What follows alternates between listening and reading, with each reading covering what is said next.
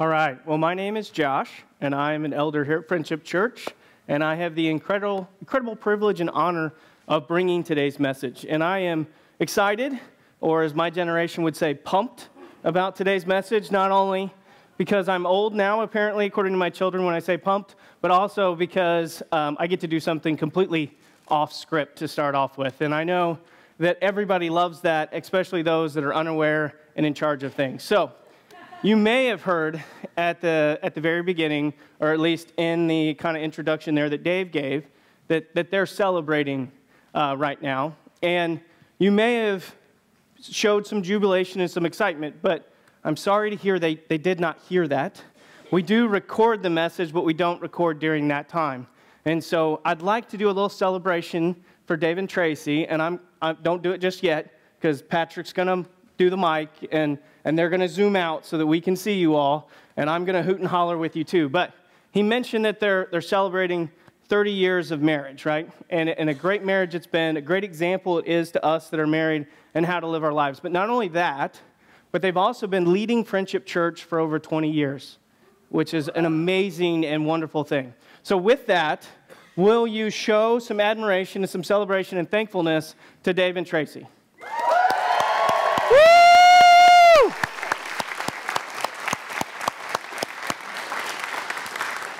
All right, thank you so much for obliging my off-the-script thing. So today, we are in week 3 of Made for Mondays. And if you're like me, you read Made for Mondays and you said, I don't think so. I'm not made for Mondays. Mondays is the day, I'm a little weird, but Mondays is the day I wear a green shirt because it tells me that I'm supposed to be going. I'm supposed to be doing something, right? I'm here for a purpose or for a reason. I do wear a red shirt on Fridays to try to close out like Tiger as well. But Mondays is what we're talking about, right? And we want to get started. We want that to be the day. And in week 1, which was just a couple weeks ago, Dave talked about how if you go all the way back to the beginning, right, that Adam was placed in the garden to work. That was not the curse. He was placed there to work. And that was his purpose, right? So he could have fulfillment, so that he could achieve something, so he could have that sense of pride and fulfillment, right? That was our purpose. That's the why we work. And then last week, Dave talked about the how we work, right? About how Adam and Eve, I know he mentioned Eve last week, but they both sinned when they took of the apple or of the fruit from the tree of the knowledge and evil, right? Or the good and knowledge, right? So anyways, they took of that, and they immediately sinned. And because of that, work became difficult, right? Became harder, right? It became very difficult for us to get to that fulfillment, to reach that purpose. And so because of that, we have to give 100%. So we talked about why we work and how we work. Today, we are going to talk about the wonderful people that we work with. Yes, I know everybody in their head just groaned for a moment, right? Like, oh, Josh, you don't know the people that I work with. Like, you just ought to see how self-centered they are and how they won't help anybody, how they're all about making sure that they get the credit when things go right, and how when anything goes wrong, it cannot be their fault, right? How we refuse to work together on anything because we have to raise ourselves to make ourselves look better. How toxic our workplace is, right? You know, everybody's looking to get to the lead, but nobody is willing to do the work. Well, I've got news for you. That is how a majority of workplaces are. That's some of the difficulty that comes with doing work. So much so that I work in a large corporation, and when I became a team leader, they did this team leader training. And the very first thing they taught us was when you're forming a team, putting together a group of people, you're going to go through 4 stages. First, you're going to go through a stage of forming. You're putting the team together, right? You're trying to make sure you've got all the right talents and capabilities, which hopefully the Colts kind of hit on in about a week, right? Like, well, we need that little extra oomph to, maybe some speed down the field, a wide receiver, I don't know. Anyways, I digress. Maybe he's listening, I don't know. Right, you're forming that team, right? The next step is they call storming, right? Because as you're trying to figure out who does what, how you do it, how to work together, there's storms that brew, right? There's fights that happen. There's difficulties that you're going to run into. You have to get through that. The third stage is norming. Yes, you have to go through forming and storming even to reach a normal output level. It's where everybody's kind of in the groove. They've figured out what they need to do, and you're starting to hit your stride. And then the last stage is performing. That's when you're excelling beyond expectations. You're achieving what nobody thought was possible, right? You're really hitting the goal and kind of moving forward. What's interesting is as we went through that in the training, they highlighted that at any moment, at any time, even the smallest thing could cause you to move from one to the other from a stage standpoint. Maybe you have somebody who moves on to a different group, and you bring in a new personality. We all can think of those personalities, right? Bring in a new personality who's eager and excited but knows nothing about how things work, and you've immediately fallen all the way back into the forming stage. Maybe you're immediately storming and working through that process. Or you have the opposite. You have a good person who comes in, calm demeanor, a lot of experience. If you know anybody like that, we're hiring. Looking to put those in a team, right? And we're looking to make sure that we can get to that performing level. So much so is this the common thing that we go through. We often forget that this is not just in our work life. As Dave talked about in week 1, work is often interchangeable with worship, which is how we live our life, right? That constantly, how are we glorifying God in every way? So if you think about those that not only work at a job, right, in a corporation, but you also work in your house at home. That's also your team. And sometimes I know I'm not the best teammate. Melissa's out there, and she can attest to that. That's my wife, right? Sometimes I'm not happy with my coworkers, which is usually my daughters or other people like that. Sometimes you're involved in a neighborhood, right? Sometimes your neighbor's not the nicest, right? We have these constantly in our life. It's not just in our workplace, and it's in all these other places. Even the disciples themselves struggled with this thing. They struggled with this idea of this inability to work together. Now, they squabbled sometimes like little children or like siblings. As I said, I'm a father. I have 3 girls. And there have been times where they're like, Daddy, who's your favorite? And my answer is usually, it depends on the situation, time, and day. Sometimes it's the dog. I'm just saying, all right? Not always are you the favorite. I think Jesus looks at us like that as well. But when they squabbled, they were often squabbling about which one of them was the greatest, which one of them was the number 1 or the number 2 to God, who was the greatest of each one of these. In Luke 9, 46 through 48, Jesus has just performed a miracle, and as he's leaving, he hears the thoughts of the disciples. He starts hearing them think about who is the greatest. Who's the greatest among us? He goes out into the group, gets a random child, brings them into the center, and says, anyone who welcomes this child welcomes me. And those that welcome me welcome the person that sent me. Those of you that do for the least, right, meaning the least of us, the lowliest, the smallest, right, will be the greatest. In other words, it depends on your heart and your mind and your approach towards the situation. You don't just get to automatically be the greatest because of your skills or your talents or what you're doing in the moment, right? God says that we are to care for the least. He then, in Matthew 18, 1 through 5, the disciples have moved from, I'll call it the forming stage, to a little bit the norming stage, and they're having a good conversation. And they go to Jesus in a very polite way, and they say, can you settle an argument for us? And basically they say, who is the greatest in the kingdom of heaven? Meaning, which one of us is the greatest? And he then again walks, gets another child, brings him over, and he says, this child has childlike faith, right? You are to have childlike faith. You are to believe that God can do everything and that God is in control, that you are not the greatest. So he reminds them of that. Then he reminds them of the child. The least is the greatest, right? So they're having a nice conversation. They've now moved in Mark 9, 33 through 36 into the storming phase. They're walking along the road, and Jesus hears them arguing. I think that he's probably a little embarrassed by the conversation. We've already talked about this 2 times. We're going to talk about it a 3rd time. He reminds them, the child, first is the last, childlike faith, lowly position, those that are the greatest. And then, worst of all, in Matthew 20, 20 through 28, James and John must have complained to their mother. They must have said, come on, Mom, we're awesome. We should be the left and the right. And then in the most Karen-like moment in all the Bible, their mother, along with her sons, goes to Jesus and says, you should make my sons 1 and 2. I have to imagine that this was really embarrassing. I can't imagine my mom, right, taking me to work and saying, hey, CEO, I know that you've got all this stuff, but we think Josh should be the next CTO or executive director. Let's do that. Yeah, that had to be pretty bad, pretty difficult for them to walk through. And Jesus says, you don't want that, right?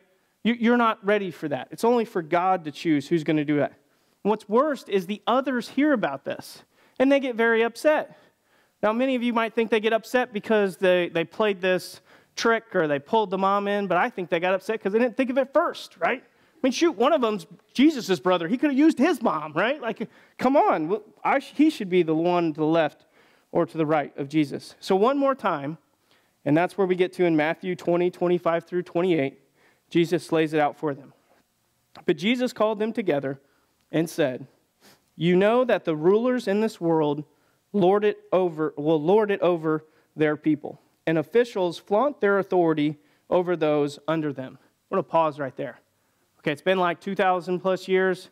I don't think much has changed, right? We still have rulers of this world, and they still lord it over us. We still have officials that love to flaunt their authority, even sometimes those that lead church, right? But I digress. We continue. But among you, it will be different. We are called to be different. Whoever wants to be a leader among you must be your servant. Underline that word, servant. And whoever wants to be first among you must become your slave. He goes even further. Not only should you be a servant, but if you want to be the greatest, you have to be a slave. For even the Son of Man came not to be served, but to serve others and to give his life as a ransom for many. So Jesus literally just said, listen, guys, even my role is one of service. I am a servant. I came to serve you. I came to die on the cross for your sins so that you could spend eternity with God. You each need to learn to be a servant. If you want to be the greatest, you need to go even further and be a slave if you want to make a difference in this world. Now, you would have thought, we've had this conversation 4 times now. Again, emphasizing the idea that it's not always easy to work with people. This is the difficulty. And when it comes to being made for Mondays, we're going to continue to run into this, right?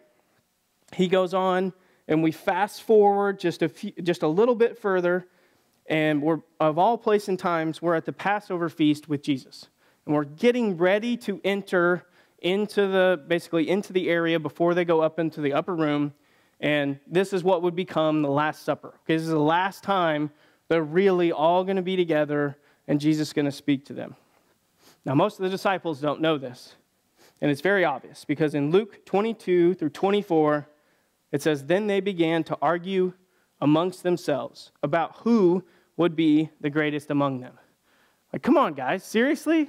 We've had this fight multiple times. Like, first, God heard our thoughts, which was, gee, that's kind of a little crazy. But anyways, he heard our thoughts and said, look at the child, right? Then we asked, and he answered. Then we argued, and he rebuked. Then mommy came forward to try to make a difference, and he clearly laid out. That's even why he is here.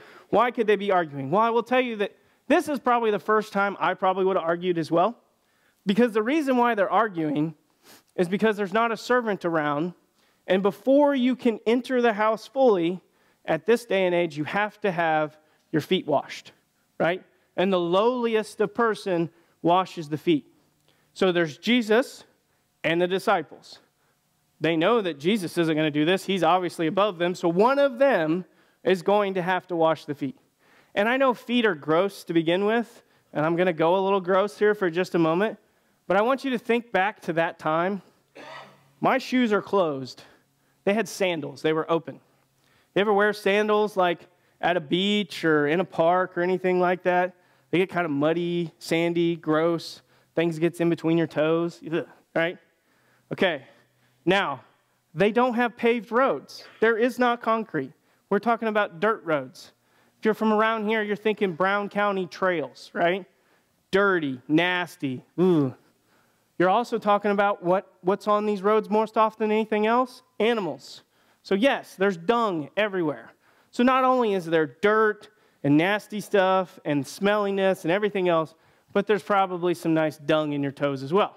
So I would have argued too, I do not want to wash your feet. I have no interest in washing your feet. Melissa said, I want you to wash my feet. I'd say, no, we have bathtubs. You can do that yourself, right? We are not doing that, right? But see, as this argument starts to preclude, as things start to happen, Jesus does something kind of amazing, right? He sits there and he hears it. And I think it went a little something like this. Matthew, the rich tax collector, probably said, well, I obviously am wealthy, I am capable, and therefore I am better. Thomas said, well, I doubt that. You didn't know? Thomas had a substantial fortune. Peter says, well, I walked on water. Andrew, his brother, immediately, like any brother would do, says, yeah, you did, then you sank, right? I mean, they're just going back and forth. And while all this is happening, Jesus gets up, right? And he starts to do something. He could have had a conversation. He could have gone through the process. But we often say a picture is worth 1,000 words, so he chooses to show them. And in John 13, 4 through 5, it says, so he got up, meaning Jesus, from the table. He took off his robe. He wrapped a towel around his waist and poured water into a basin. Then he began to wash the disciples' feet, drying them with the towel he had around him. Okay, so as this argument's going on and as things are happening, you got to think that each of the disciples started to notice Jesus get up. And at first they were probably like, well, we're debating this. He's just getting things ready for one of us to do it. And he's going to tell us which one of us is the lowest. But he doesn't. And then they're like, wait, why is he putting the towel around him? What's going on here? Oh, no, you shouldn't do that. And you have to imagine that he insisted and had to tell them to be quiet or in my house to shut up, right? Like, come on, pay attention, just sit there. And he cleans one foot after another after another. You have to imagine that they're shocked, they're stunned. They're like, no, there's no way that he's really done this. And then when he finishes, he says, do you understand what I was doing? And in John 13 through 17, it goes on. It says, you call me teacher and Lord, and you are right. He is the teacher and the Lord, because that's what I am. And since I, your Lord and teacher, have washed your feet, meaning I have acted as the lowliest, the servant, however you want to say that, the lowest person here, since I have chosen to wash your feet, I have given you an example to follow. Do as I have done for you. I tell you the truth. Slaves are not greater than their master, nor is the messenger more important than the ones who sends the message. Now that you know these things, God will bless you for doing them. You see, if we are called, right, to be as Jesus, right, if we are Christians, if we are to follow like Christ, if we are to continue to show others, then we must have this servant-like mindset, right? And if you really want to answer the call to do so, if you want that blessing for your life, that is the direction we have to go. And that leads us to the big idea for the day. So if you're like, Josh is talking, I've zoned out, Dave's not here, or the toe stuff got me, whatever, please listen to this, which is the big idea. And it says, Jesus didn't call us just to serve. He called us to be servants. Called us to be servants. You see, if you serve someone, you're choosing when, where, how, and who to serve, right? We have lots of people that served you this morning and chose to do so. And I thank you for their service, right? The people over in the kids zone that are currently changing diapers that I have no interest in smelling. The people that are relating to kids over there, thank you so much for your service. Those that put on a happy face despite standing in the cold this morning to welcome people in. Those that ensured that we have warm, tasty coffee that could answer your questions, right? Our worship team for bringing some excitement and some warmth into the room. And for those back there in the booth that are making sure that the video works, the audio works, and all those things, right? We're here, each one of us serving you. But we're choosing when, where, and how to do so. A servant, right, not only serves through that action, but also obeys a master. In other words, they don't have a necessarily say in when, where, and how. And that's kind of our goal, right? If you think about, again, the fact that Jesus is washing the feet of each of his disciples, he knows that this is the Last Supper. He knows that his good friend in the faith, Peter, is going to deny him 3 times. He knows that Judas is going to betray him and going to cause agony and the crucifixion and all of those things to happen. But he doesn't treat them in any different way. Right? Despite all of this, Jesus showed his love, and he was a servant to all of them. And that's the difference. The difference between choosing to serve and choosing to be a servant. If you serve, you retain control over who you serve, where you serve, and where you serve. But if you choose to be a servant, then you give up all those rights and control. Not because you're obligated to do so, not for the credit of doing so or for your own pride, but because it's your purpose to share the love of God with others. So now you may be asking, well, what does that look like, right? How do I go from serving to be a servant? Well, today I'm going to give you 3 things that when you are acting like a servant, that you are doing. And the first thing that you're doing when you are being a servant is that you are willing to go the extra mile. You are willing to go the extra mile. Jesus is talking in his Sermon on the Mount. We're in about the middle, right? And he starts talking about how we are to be different in the way that we act. First, he says, if someone sues you, someone comes after you, you should give them your coat as well. In other words, if they need something, we should continue to serve them, even if they're just doing what their job is, and it's against us. If someone is your enemy, which I'm sure many of us have work enemies or frenemies or Karen's in our neighborhood. I don't know. I apologize. I keep saying that name if your name is Karen. My aunt's name is Karen, and she's a wonderful, lovely lady. But anyways, if someone is your enemy, you should love them. If someone hates you, you should pray for them. All of these are completely counter to the culture that we're taught today, right? We're taught to go after everything, to be selfish, to do everything we can for our family, to be the next CEO or the world changer or whatever it is, right? But he says, no, we're to be completely different. But then he says something very confusing as we get to Matthew 5 through 41. It says, if a soldier demands that you carry his gear a mile, carry it 2 miles. Now, as you can see, I'm not in great shape, so I'm not excited about this 2 miles thing, right? Especially carrying a soldier's backpack. If you've ever seen like one of our current soldiers' backpacks, it's heavy. Okay, at this time, they are actually under Roman, basically occupied by Roman territory, so they're under Roman law. So I'd like to think that that's a lot more. That's probably even heavier.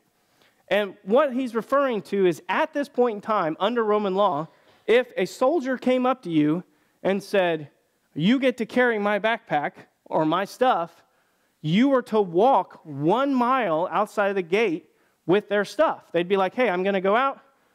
Johnny, come on, you're going to grab my stuff. We're going to go out. And they would carry their stuff for the first mile. As a matter of fact, they had mile markers, 1 mile markers at every exit.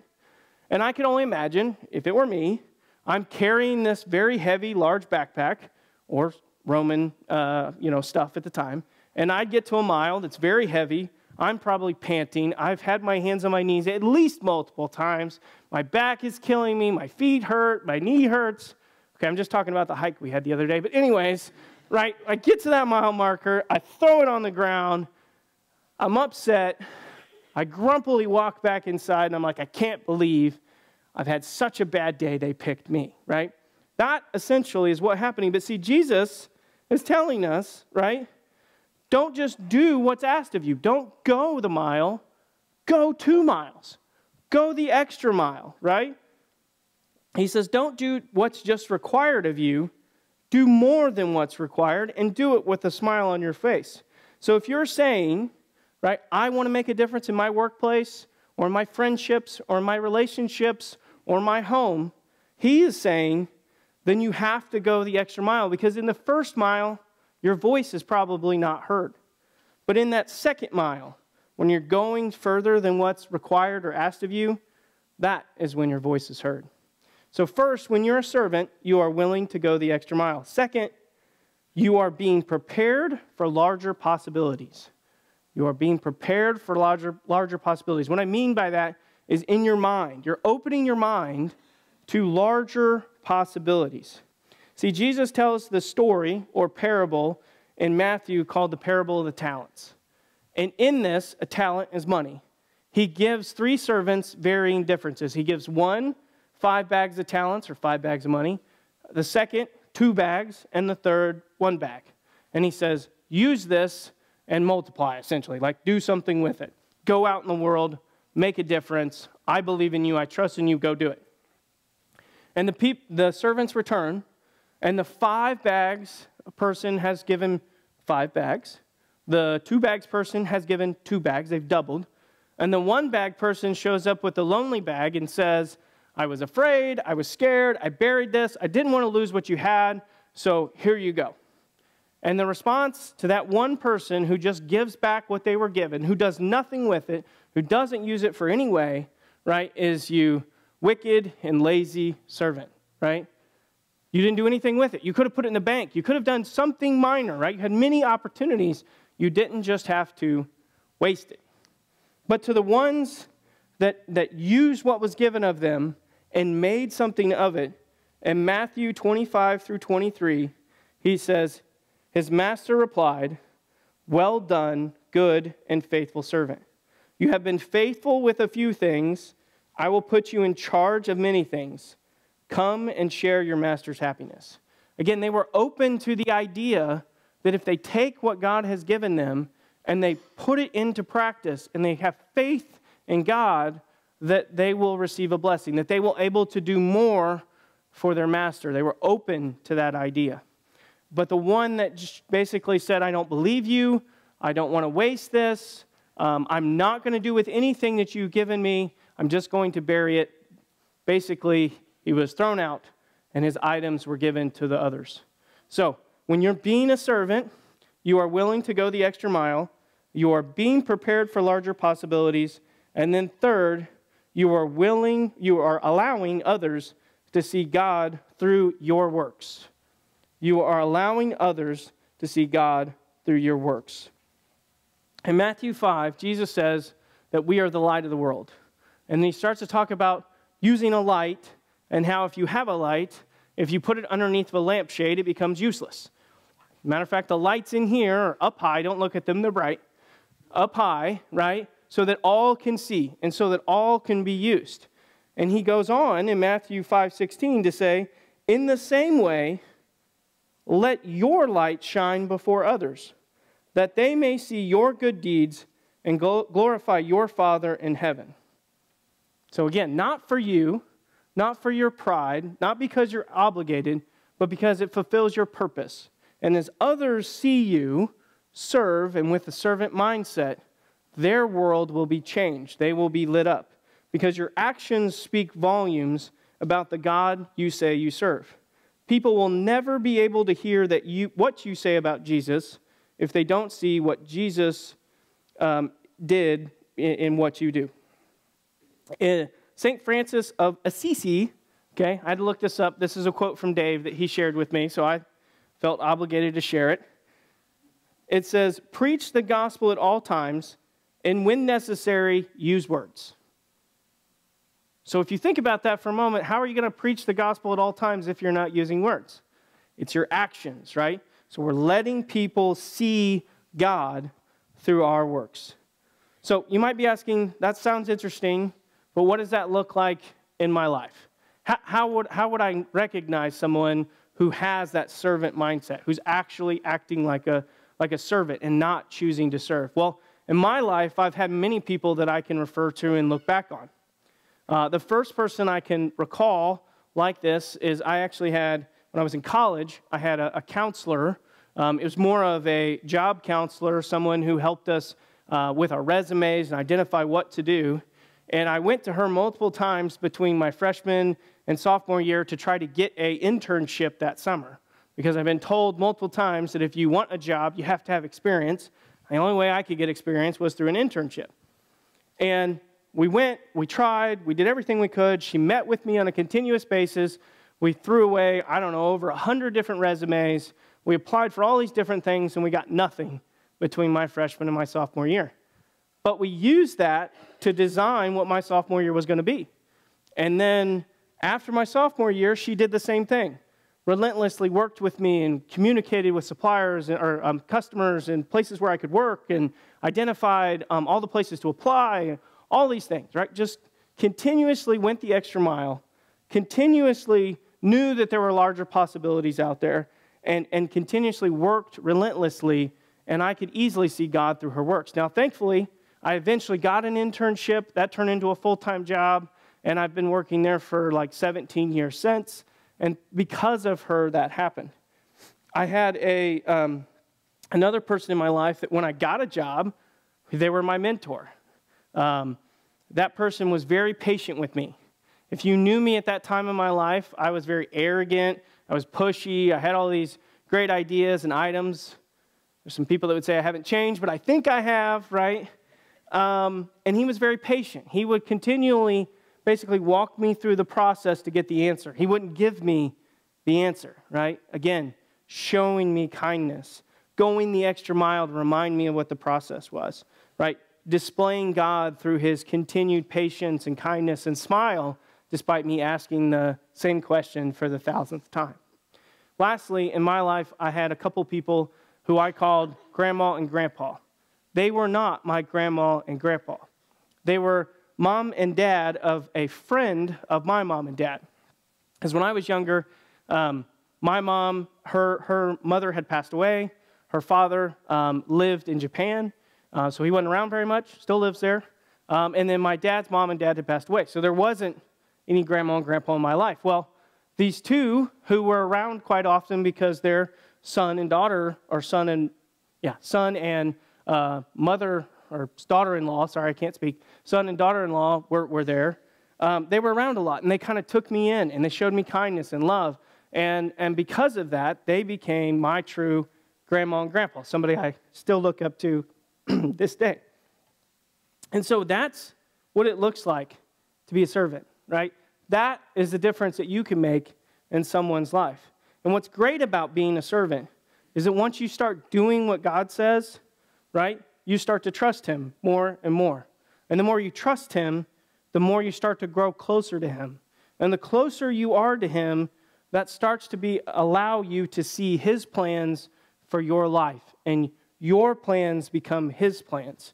And the great thing about that is in Jeremiah 29:11, it says, "For I know the plans I have for you, declares the Lord, plans to prosper you and not to harm you, plans to give you a hope and a future." As our Father, right, in heaven, he wants us to prosper, to have hope, and to have a friend, or have a future. He wants your family, your friend, your neighbor, and your coworker to have the same. And that may sound easy, but we all know it's fairly hard. It's not easy to be kind to your frenemy, your work enemy, your neighbor, your wife, your children, whatever it is at that point in time. It's even harder to submit to God and to serve him as the servant, to give over control. So I wanted to give you 4 practical things today that you could do, that we could do, because I struggle with this too, to keep our eyes focused on God and keep this servant mindset. First is to understand and accept that I am not perfect. I am not perfect. Melissa's very happy for me to say that out loud. I am not perfect. I'm sure those around you are glad to hear that too. Right? As a matter of fact, let's just take a moment. Let's turn to the person on our left and say, I am not perfect. There we go. Now turn to the person on the right and say, they are not perfect. No, I'm kidding. I'm kidding. Right? We are not perfect, right? We are broken. We need God, right? If we are going to succeed in this world, he says to take upon his yoke, to bring him in, right? To allow him to help us out, right? So we have to understand and accept that we are not perfect. Second, we must recognize that God is my king. God is my king. He is the one over it all. The good and the bad. The creator of everything, right? If we can make our plans His plans, we can prosper. We can have a future. Third, we must look for God in all things, including your work, including that person at your work that you just don't want to talk to on a regular basis, including your neighbor, your friends, your family. When you look for God, you need to not only look for Him in the moment, but it's really easy to look back. I just did that a moment ago. All the people in my life, as I look back, that I know are working and we're under the tutelage of God, right? Those that were trying to make a difference. You can see God working. So look for God in all things. And then lastly, and I will say that this is the one that I struggle with the most, is make room for God in all my plans. In all my plans. See, I've got great plans. And I know they're great because I came up with them, right? You know they're great because you came up with them.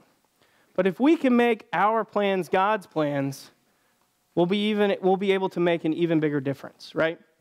And so as you're making a plan, leave that little bit of room. Maybe leave that big bit of room for God to come in and make the difference and close that gap so that we can glorify Him. I'm hoping that these 4 steps will enable you to keep your eyes on Him and to serve someone today, tomorrow, whatever that be. Even if that person is the Peter or the Judas in your life. It all starts with one person, and it creates a domino effect that will change not only your work culture, but also your friendships, your relationships, your family, or even your marriage. So let's attack Monday with our servant mindset and find one person to serve. We were made for Mondays, so let's start today. Would you pray with me? God, we thank you so much for the opportunity to come together today to worship you as a large family of believers. God, we pray that you could give us the right mindset, the courage, the wherewithal to be the servant that you've called us to make a difference in your kingdom in a way that impacts not only our life, but the lives around us. Give us the wherewithal to see that while we may have great plans and that you've given us the gift and the ability to put those together and to work tirelessly to make those happen, it is your plans that make the biggest difference. It is your plans that enable us to prosper, that enable us to have hope and a future.